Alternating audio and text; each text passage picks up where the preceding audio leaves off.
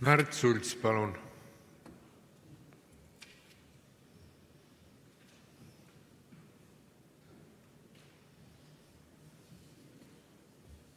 Auväärt esimees, peaminister, kolleegid.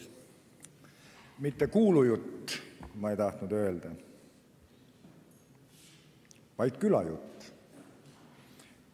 Kui kaovad ära postkontorid, siis reeglina külajutu ja külauudised lähevad poe taha.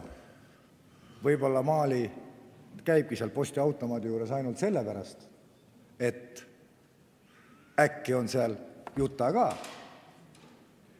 Ja äkki nad Juta ja Maali omavahel saadavadki posti, et omavahel kokku saada.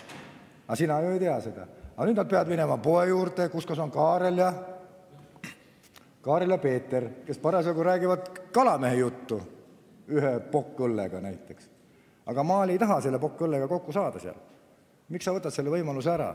Postkontor on sotsialiseerumise koht ja külapood on kõige kõvem külajutu koht.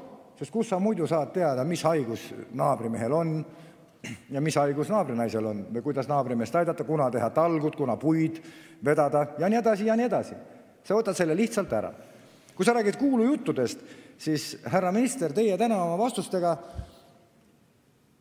vastustega tekitasite vähemalt 80–100 uut kuulujutu versiooni. Tegelikult. Küsite ühte, te panite teist mütaki ära.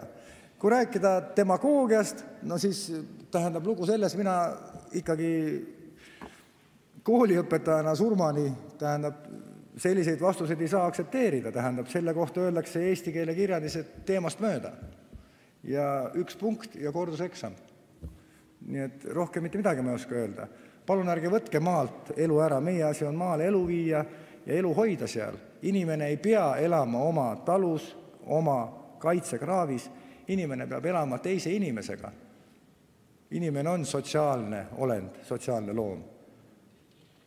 Härra minister, mina ei taha elada elu tsitatellis. Mina tahan elada Eesti Vabariigis, rääkida inimestega, teretada kättpidi ja visata vahetavalt siivutut nalja. Aitäh!